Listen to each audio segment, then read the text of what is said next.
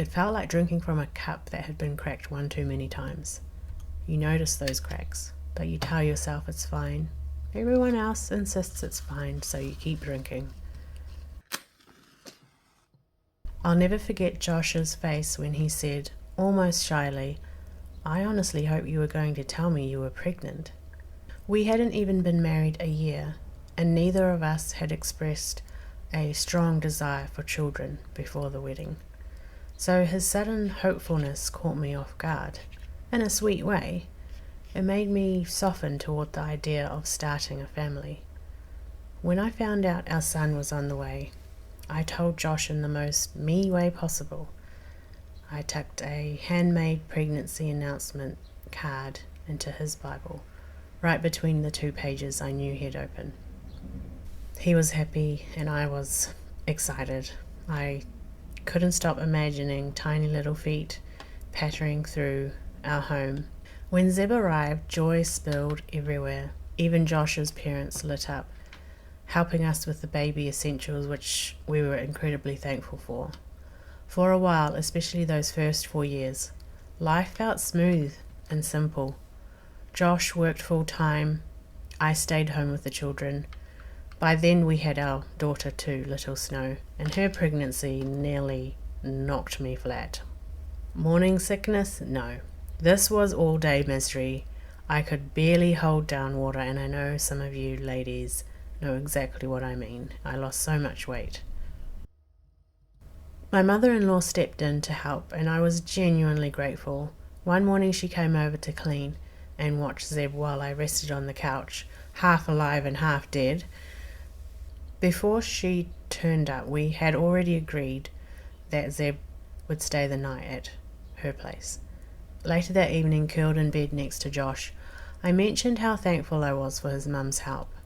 That's when he casually said something about his parents taking Zeb out of the city to visit their friends. My heart dropped. "She never told me that," I said. Josh frowned.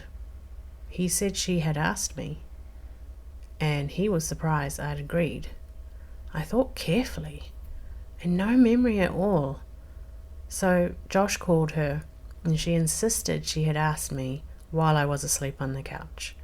Now, you and I know that nobody gives consent when they are asleep.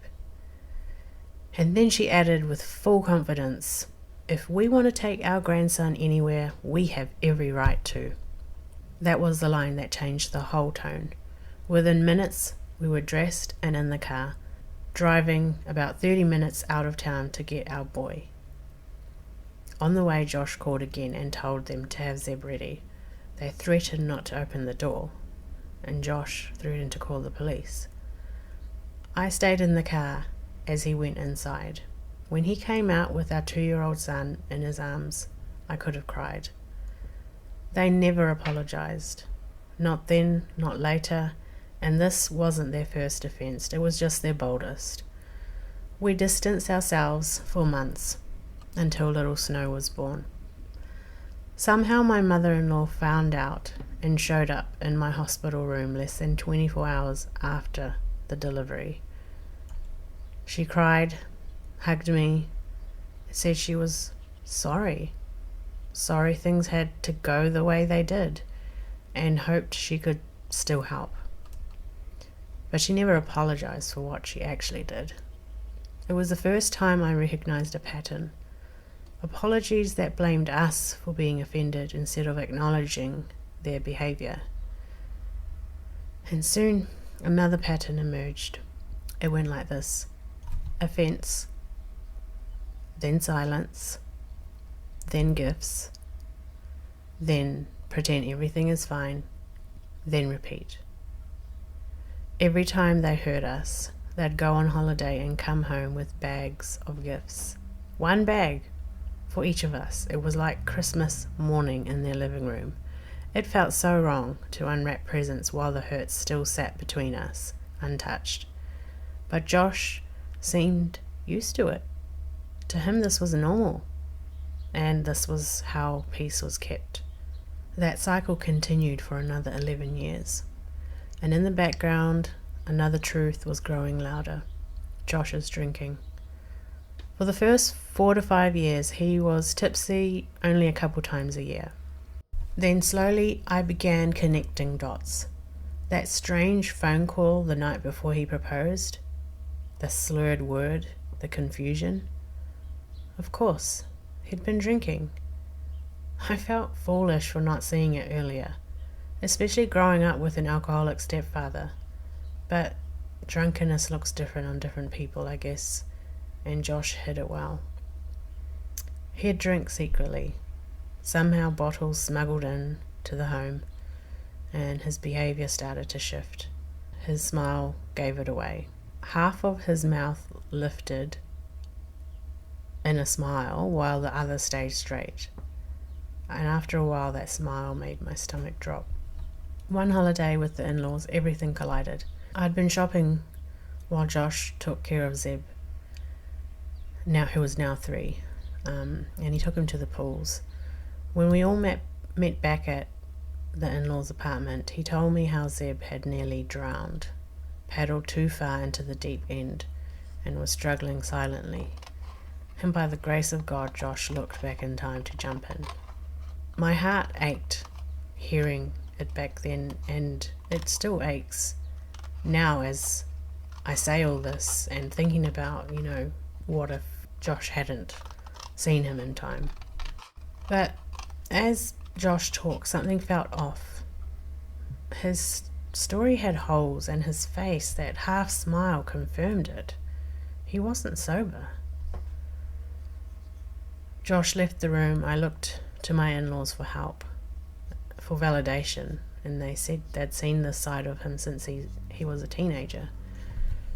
It felt like I was finally able to bring this drinking red flag out from under my mat, only to tuck it back in again because my in-laws had been hiding the very same thing for decades themselves. They'd hidden his addiction, the turbulence of his rebellious teenage years, his patterns. They hid it to protect their image. And I understood painfully why, because I had been hiding the same thing, his drinking, from my family out of shame. It was pride, really. I didn't want my parents and my siblings to know that my husband had a drinking problem, because that would shatter the godly image of my family. And it took a while for that idol to shatter, which we will get to in another episode. So we were all enabling each other, really. Josh ran into his parents for money, tools, furniture, like they were human ATMs. Instead of planning for our future with me, he'd rely on them. I resented it deeply. He never planned, never prepared, never saved, never sacrificed. His parents just swooped in all the time with these invisible strings tightening around all of us. And I enabled him too, giving him first preference, smoothing over the inconsistencies in his stories, ignoring the obvious. And I enabled my in-laws by forgiving so quickly, accepting those gifts, saying yes for the sake of peace, even when that peace wasn't real. For a long time, I didn't have the language for what was happening, but it felt uncomfortable. But looking back, it felt like drinking from a cup that had been cracked one too many times. You notice those cracks, but you tell yourself it's fine. Everyone else insists it's fine, so you keep drinking. And a cycle forms. Something breaks, someone glues it back together with excuses, gifts, charm, or if we offended you, apologies, and you drink again. But every time you lift that cup, you feel a sting, a cut, a wound. You think you're imagining it. You think maybe you're too sensitive. You think maybe if you were stronger, it wouldn't hurt. Kept drinking from that cracked cup. With Josh's drinking,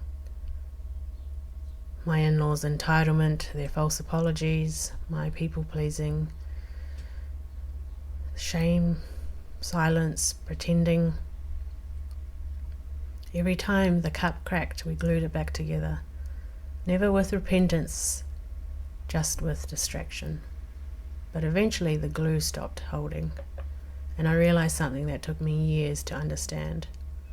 No matter how carefully you glue a cracked cup, it will keep cutting you until someone finally stops drinking from it.